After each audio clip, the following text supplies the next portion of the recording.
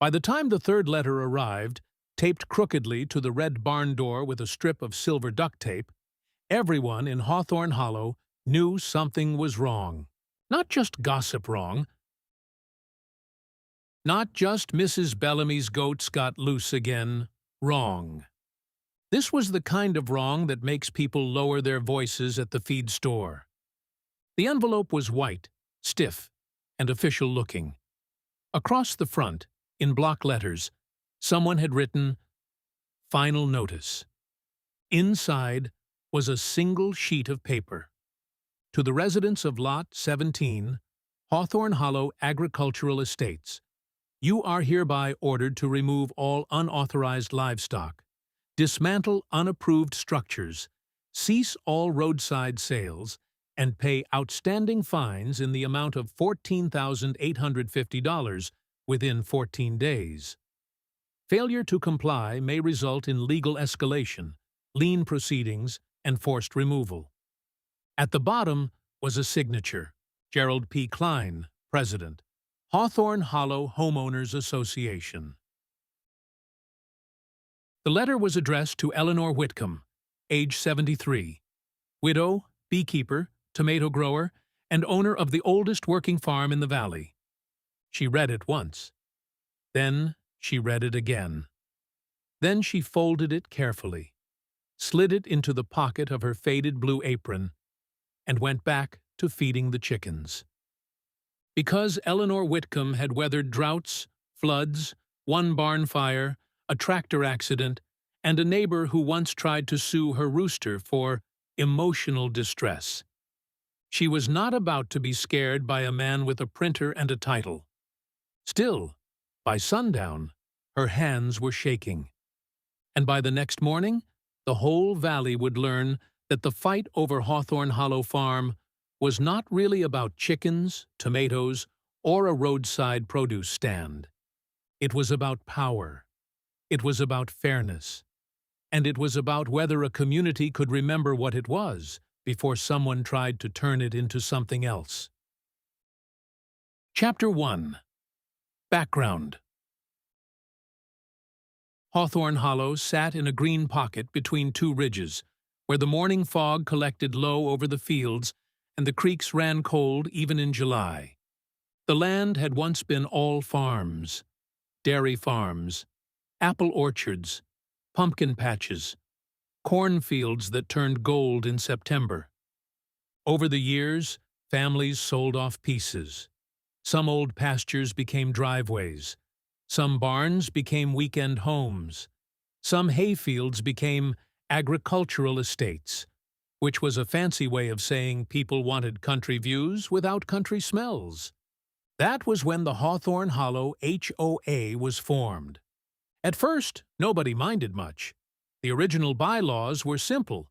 Keep fences repaired, do not dump trash, do not block the shared lane, and do not build anything that would ruin the valley. The HOA was meant to protect the rural character of the area. Then came Gerald Kline. Gerald had moved to the Hollow 3 years earlier from a gated community 2 counties over.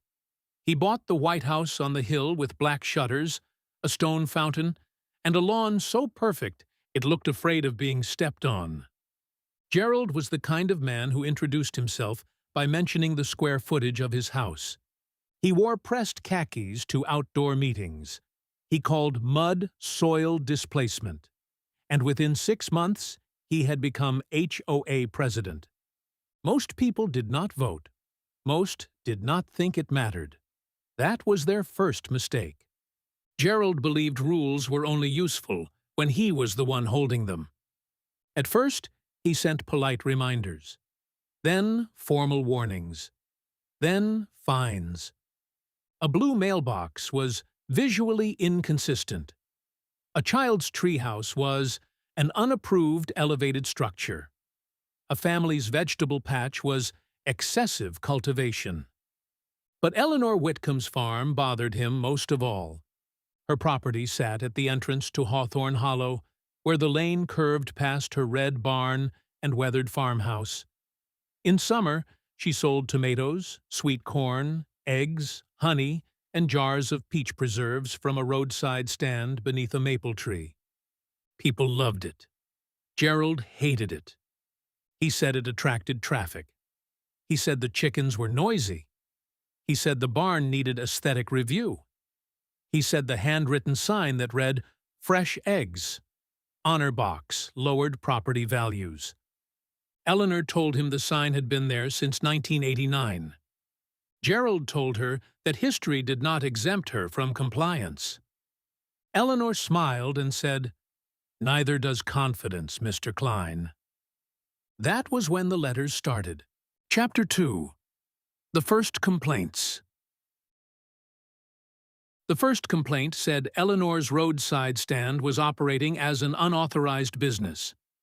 Eleanor brought the letter to the next HOA meeting, held in the basement of St. Mark's Church, because the town hall was being repainted. There were 11 people there, counting Gerald. He sat at the front with a binder, a gavel, and a glass of water he never drank. Eleanor stood slowly, leaning on her cane. "My husband built that stand," she said. "We've sold vegetables there for 35 years. Gerald adjusted his glasses. "Mrs. Whitcomb, no one is attacking your history. This is about uniform enforcement." "Uniform?" asked Sam Patel, who owned the goat pasture near the creek. "Half the properties here have barns." "Barns are not the issue," Gerald said. "My goats are listening," Sam said. A few people laughed. Gerald did not. He read from the bylaws.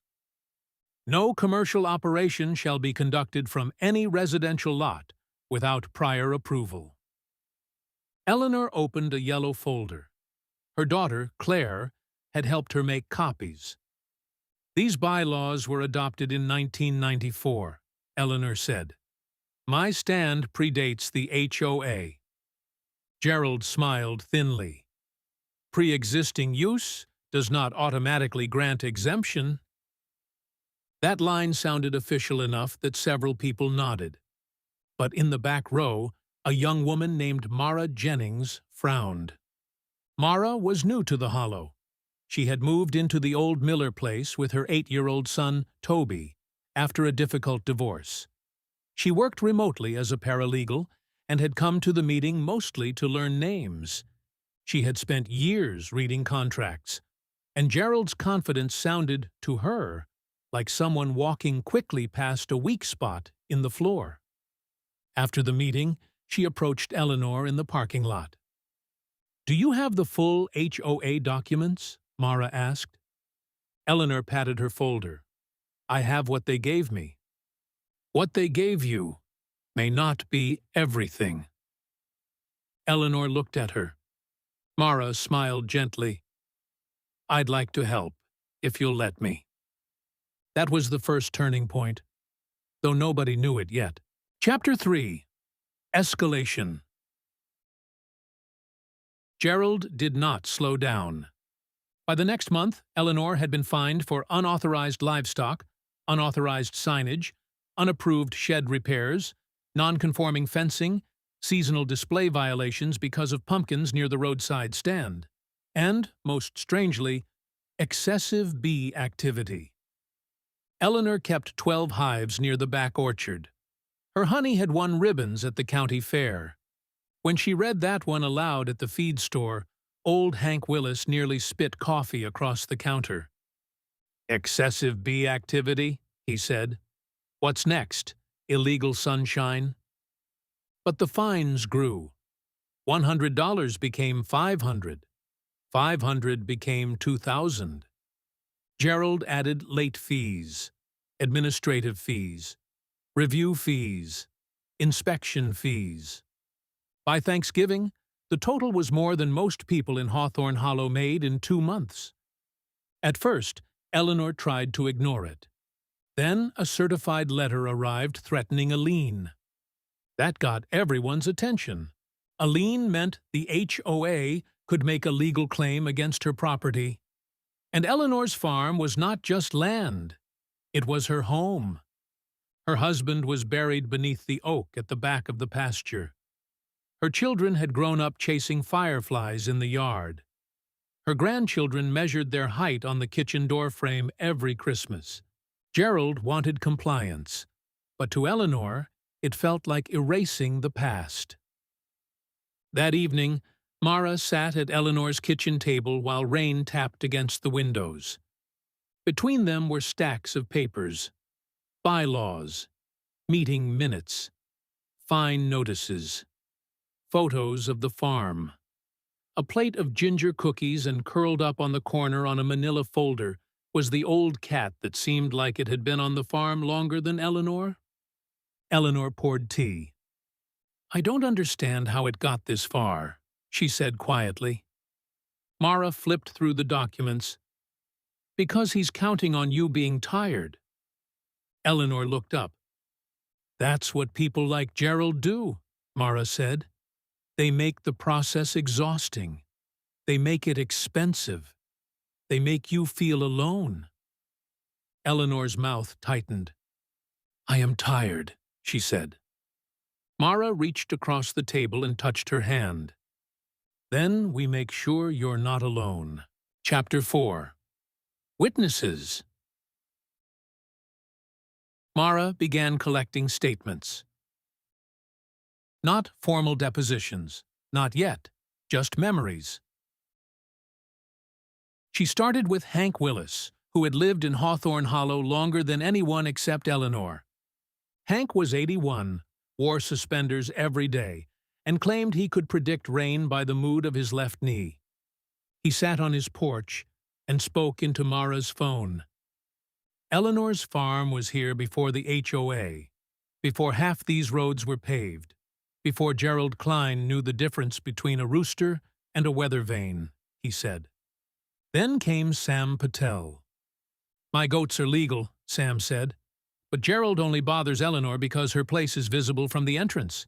He wants the hollow to look like a brochure." Then came Mrs. Bellamy. "My grandson's asthma gets better when he eats Eleanor's honey," she said, which was medically questionable but emotionally sincere. Then Claire, Eleanor's daughter. "My parents signed the original HOA agreement because they were promised farms would be protected," she said. "My father never would have signed if he thought someone could fine us for selling eggs." Mara saved every recording. She scanned every letter. She built a timeline. And slowly, patterns appeared. Gerald had not enforced rules equally. He had ignored violations by people who supported him. A board member had a metal storage unit hidden behind, but not quite obscured by a grove of trees. Another had built a guest cottage without approval. Gerald himself had installed a stone fountain taller than allowed under the architectural guidelines he forced upon others. Yet Eleanor's pumpkin display had been fined within 48 hours. The case was no longer just about Eleanor. It was about selective enforcement. That phrase became important. Very important. Chapter 5. The Board Meeting. The December Homeowners Association meeting was the largest in years. People came in heavy coats and muddy boots, filling the church basement until latecomers had to stand along the back wall. Gerald sat at the front, smiling like a man who believed the room belonged to him. Beside him sat the other board members, Linda Shaw, who rarely spoke, Brent Coleman, who agreed with whoever sounded most certain, and Patricia Voss, who had once complained that Eleanor's rooster interrupted her morning meditation. Mara sat beside Eleanor with a binder of her own. Gerald called the meeting to order. "We are here," he said, "to address ongoing noncompliance at Lot 17. Eleanor stood. "I'd like to respond." Gerald held up a hand. "You'll have your opportunity after the board summarizes the violations." Mara stood too. "With respect, the bylaws allow the homeowner to speak before disciplinary action." Gerald blinked. Mara opened her binder. "Article 6, Section 4. A murmur moved through the room. Gerald's smile tightened. Very well. Eleanor stepped forward. She did not shout. She did not plead. She simply told the truth. She spoke of the farm, of her late husband, Robert, of the original agreement, of the stand that had served the Hollow for decades, of children who learned to count change at the honor box, of neighbors who received eggs during storms when roads were blocked. Then she unfolded Gerald's latest letter. "You say my farm damages this community," she said, "but this farm helped build and sustain it." The room was silent. Then Gerald cleared his throat. "Mrs. Whitcomb, sentiment does not override governance." That was when Mara opened her binder. "No," she said, "but governing documents do." She distributed copies. Gerald's face changed. Not much, just enough. Mara had found the original HOA declaration filed with the county. Not the shortened copy Gerald had been using. The full document included a clause missing from the packet given to newer residents. Existing agricultural uses, including livestock, farm stands, orchards, apiaries, crop production, and related structures, shall be exempt from future residential restrictions, provided such uses do not create a documented public safety hazard. Mara let the room read it. Then she said, "Mrs. Whitcomb's farm is exempt." Gerald reached for the paper. "This clause is outdated." "It is recorded," Mara said. "Interpretation is a board function." "Not when the language is clear." Brent Coleman leaned toward Gerald. "Did you know about this clause?" Gerald did not answer. Linda Shaw stared at the page. Patricia Voss whispered, "Apiaries means bees, doesn't it?" From the back, Hank called out, "Sure does." Gerald raised his gavel. "This meeting is becoming disorderly." Sam Patel stood. "No, Gerald. It's becoming informative." For the first time since he became HOA president, Gerald looked uncertain, but not defeated. Not yet. Chapter 6. Retaliation. 2 days after the meeting, Eleanor's roadside stand was vandalized. The wooden sign was snapped in half. A crate of winter squash was kicked across the gravel. The honor box was pried open, though it only held $12 and a handwritten IOU from Hank. Eleanor found it just after sunrise. For a long moment, she stood in the cold, looking at the broken sign her husband had painted by hand.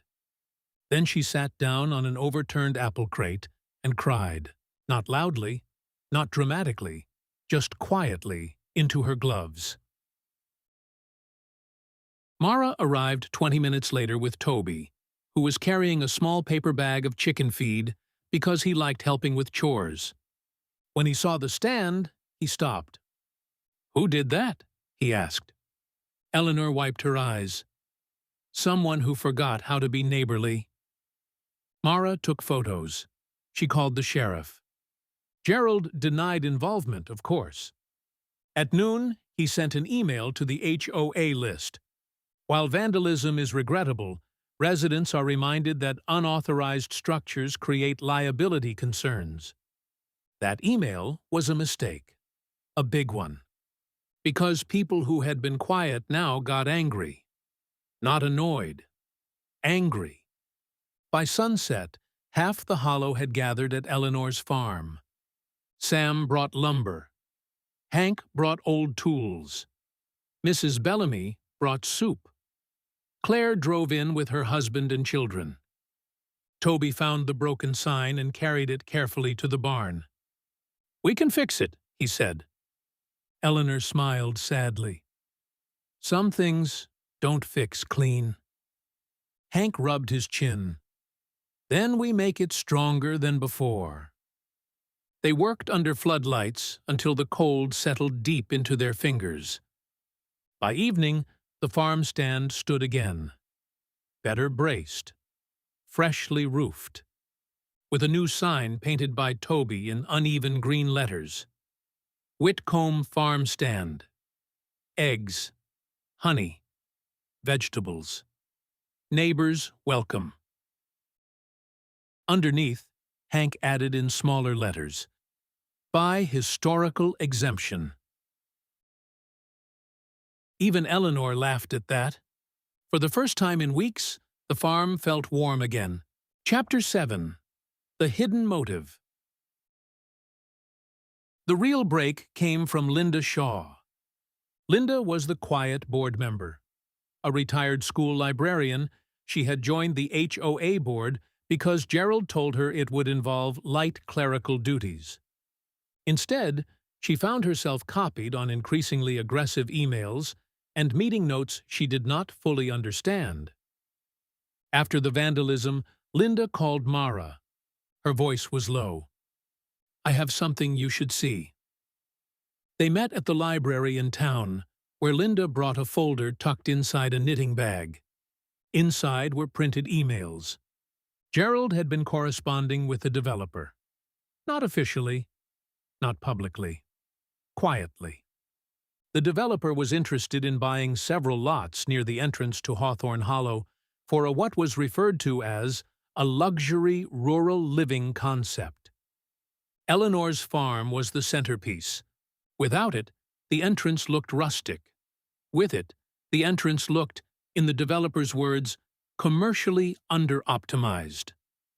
Gerald had replied, "The Whitcomb parcel may become available if compliance pressure continues. Owner is elderly and unlikely to sustain prolonged enforcement costs." Mara read the sentence twice. Then she looked at Linda. Linda's eyes were wet. "I didn't know what he meant at first," she said. "I thought he was just being dramatic." Mara placed the email carefully back into the folder. "This changes everything." Gerald had not been protecting the community. He had been using the HOA to pressure an elderly widow off her land. That was the second turning point, and this time the whole valley was about to hear about it. Chapter 8. The Hearing. The county courthouse sat 30 minutes away, a brick building with tall windows and old wooden benches polished by decades of anxious hands. Eleanor had never wanted to go there. She wore her navy church dress and Robert's old watch, which no longer worked but still felt lucky. Mara sat beside her. Across the aisle sat Gerald in a dark suit, looking calm. Too calm. The HOA's attorney argued that the board had authority to enforce community standards. He said the farm had expanded beyond historical use. He said the stand created traffic concerns. He said livestock affected residents' quiet enjoyment. Then Mara stood and introduced Denise Alvarez. She was Eleanor's attorney. Mara had connected them. She was a sharp, practical woman who had grown up on a dairy farm and did not intimidate easily. Denise presented the recorded declaration, the exemption clause, the uneven enforcement, photos of Gerald's unapproved fountain, emails with the developer, statements from residents. A map showing the farm stand had existed years before the HOA was formed. Then Eleanor testified. Denise asked, "Mrs. Whitcomb, did anyone from the HOA ever document a safety hazard caused by your farm?" "No." "Did Mr. Kline or the board ever inspect your apiary with a qualified expert?"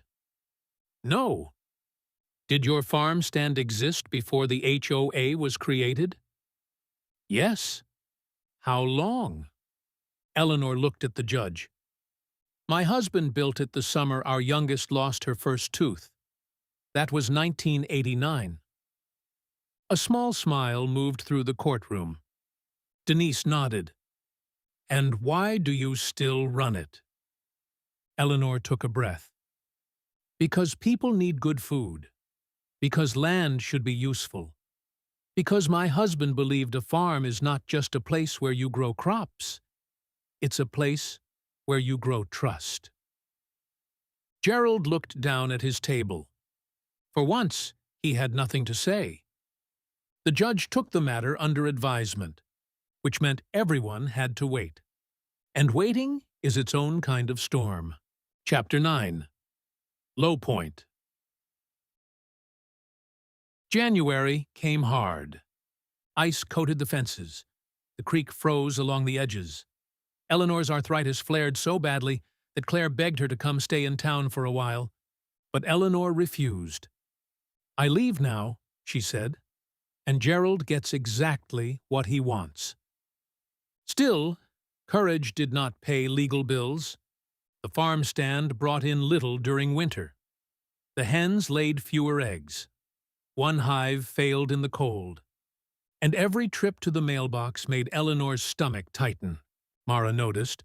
So did Toby. One afternoon, he found Eleanor sitting in the barn, looking at Robert's old tractor. "Are you going to lose the farm?" he asked. Children ask the questions adults walk around. Eleanor closed her eyes. "I don't know." Toby climbed onto a hay bale beside her.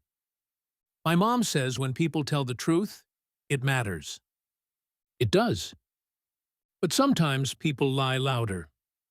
Eleanor looked at him. He shrugged. "That's what it feels like." She nodded slowly. "Yes, sometimes they do." Toby thought about this. Then maybe everybody has to tell the truth together. That sentence stayed with Eleanor. Everybody has to tell the truth together. The next morning, Mara found a note taped to her door. It was from Eleanor. It said, "Let's hold a farm supper. Everyone invited, even Gerald." Chapter 10. The Farm Supper. The supper was held in Eleanor's barn on the last Saturday of January. Nobody expected many people to come. It was cold. The roads were slushy, and trouble makes some neighbors nervous. But by 5 o'clock, trucks and cars lined both sides of the lane. People brought what they had: cornbread, soup, cider, roasted carrots, apple pies, goat cheese from Sam, honey cakes from Mrs. Bellamy. Hank brought 3 jars of pickles and claimed one was too powerful for beginners. The barn glowed with string lights. Kids chased each other between hay bales. Someone played fiddle near the door. Eleanor stood at the front beside the rebuilt farm stand sign. She looked smaller than usual, but not weaker. "Thank you for coming," she said. The barn quieted. "I thought this fight was about my farm. Then I thought it was about the HOA. Then I thought it was about Gerald Kline." A few people shifted. Gerald had come. He stood near the back, arms folded, expression unreadable. Eleanor continued, "But I was wrong. This is about what kind of neighbors we want to be. Rules can help a community. But rules without fairness become weapons." Gerald's jaw tightened. Eleanor looked around the barn. "I don't want revenge. I don't want anyone humiliated. I want honesty. I want the fines removed. I want the farm protected like the original agreement promised. And I want no one else in this hollow to be bullied because they don't have the time, money, or energy to fight back." There was no applause at first. Just silence. Then Linda Shaw stood. "I owe this community an apology," she said. Gerald stared at her. Linda's voice trembled, but she kept going. "I should have asked more questions. I should have read more carefully. I trusted the loudest person in the room. That was wrong." Then Brent Coleman stood. "I resign from the board," he said. "Effective now." Patricia Voss stood next. "I still don't like roosters," she said. A ripple of laughter moved through the barn. but I like bullying less." Then Sam stood, then Hank, then Claire. One by one, people spoke. Not speeches, just truths. About fines they had paid, because fighting seemed harder. About letters that made them feel ashamed. About rules they did not understand. About Gerald's private threats. About a community slowly becoming afraid of its own board. Gerald finally stepped forward. "This is highly inappropriate," he said. "HOA matters should be handled through proper channels." Mara raised an eyebrow. "That's exactly what we're doing." Linda held up a document, a petition. By the end of the supper, enough members had signed to call a special election and remove Gerald as HOA president. Gerald left before dessert. Nobody stopped him. The apple pie was excellent. Chapter 11. The Decision. The judge's ruling arrived in February. Mara printed extra copies because everyone wanted to read it. The court found that Eleanor's farm was protected under the original HOA declaration. The fines were invalid. The HOA had failed to document any safety hazard. The board had enforced rules selectively. And the communications with the developer raised serious concerns about bad faith conduct. All fines against Eleanor were voided. The HOA was ordered to pay her legal fees. The lien threat was withdrawn. And the ruling made one thing very clear. A homeowners association could enforce rules, but it could not rewrite history, ignore recorded protections, or target a resident for private gain. When Eleanor read the decision, she did not cheer. She sat at her kitchen table, put one hand over her mouth, and cried again. But this time, they were not the same tears. Claire hugged her. Mara hugged her. Toby hugged the dog, because the dog was closest. Hank called it a legal walloping.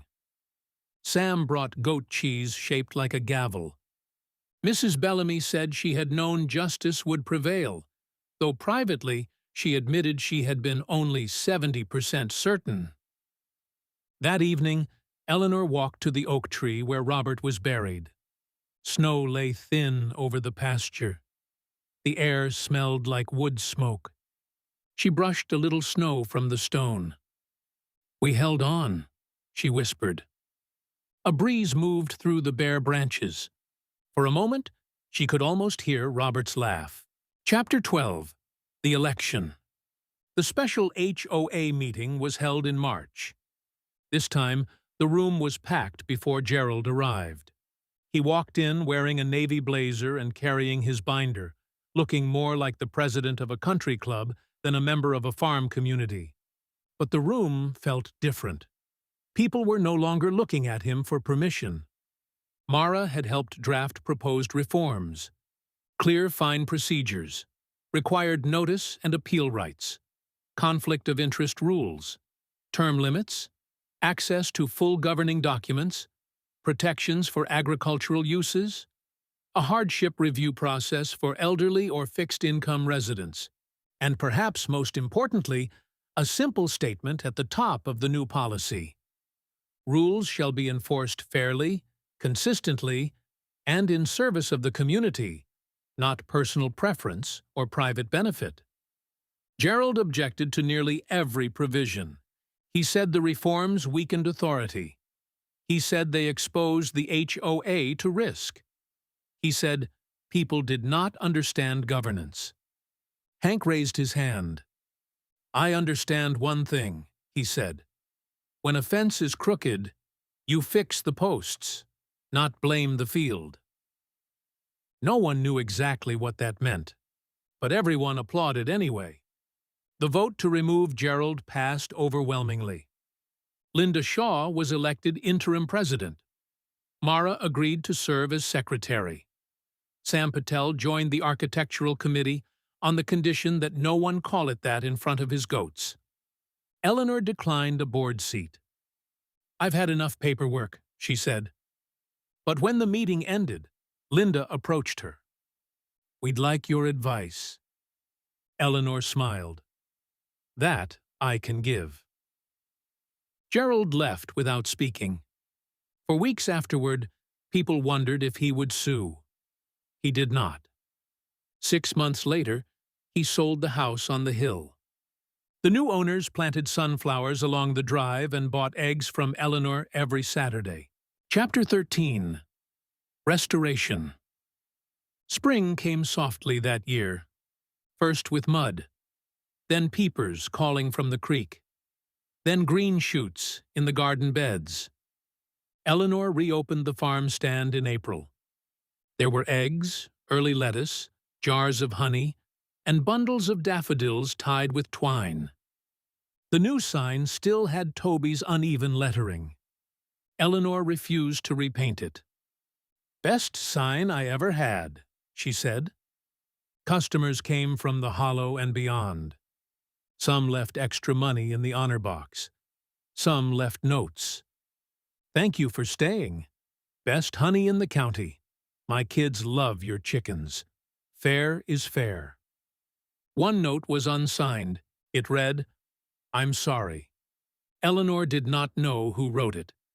She placed it in the drawer beside Robert's watch. Not every apology needs a speech. Sometimes a small one is enough. Mara and Toby became regulars at the farm. Toby learned how to collect eggs without frightening the hens. Mara helped Eleanor digitize old farm records. Together, they created a folder labeled Whitcomb Farm, Historical Protections, Do Not Lose. Hank suggested making copies and burying them in jars around the property. Mara said that was unnecessary. Hank said history disagreed. Chapter 14. The Fair.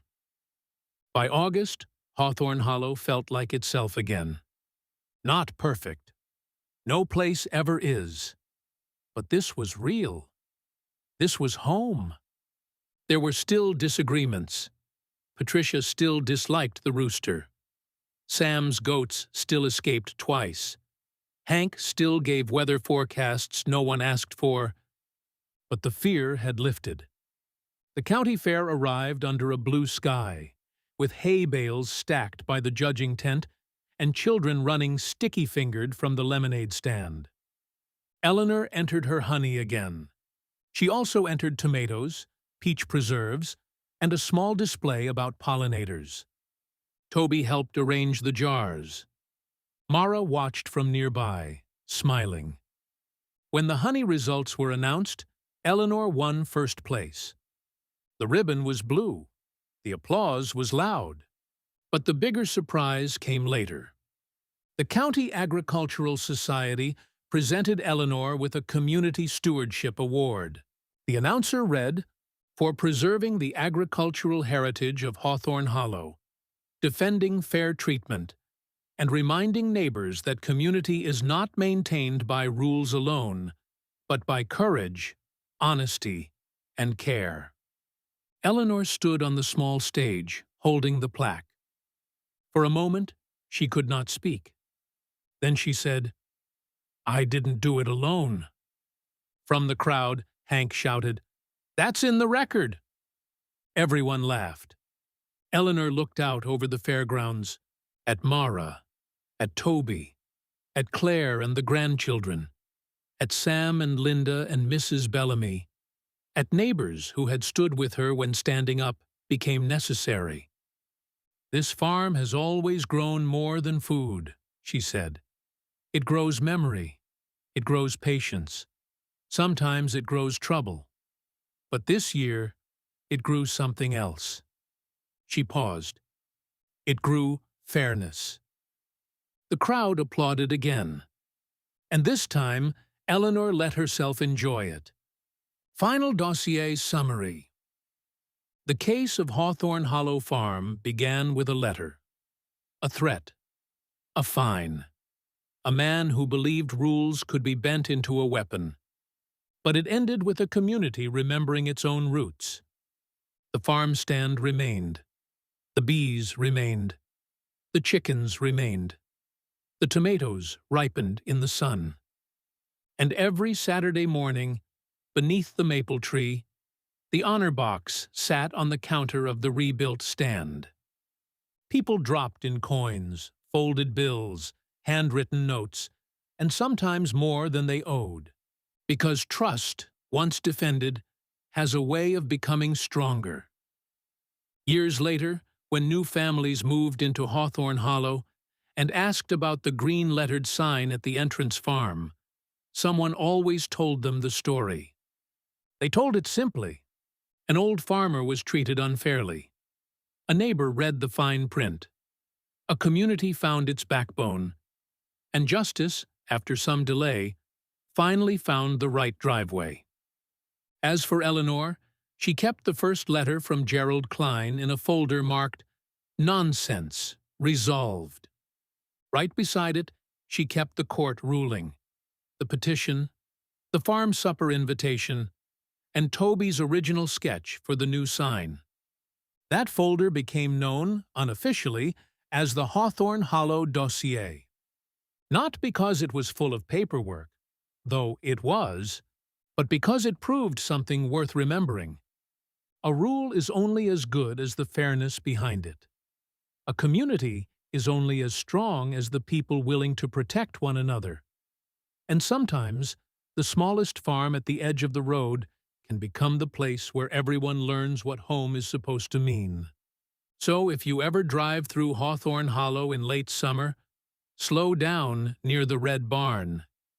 You may see Eleanor beneath the maple tree, arranging tomatoes in wooden crates.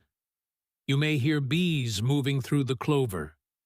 You may see Toby, a little taller now, painting a fresh board for the stand. And if the rooster crows too loudly, well, Patricia Voss still says it ruins her meditation. But she buys eggs every Thursday, and she always pays double. Thank you for listening. We appreciate the time spent with us. Please like if you enjoyed it. Let us know where you are listening from, where you want the next story to be set, or what your favorite themes are, and which genres to explore next. We would love to hear from you. Who knows, you may inspire the next story.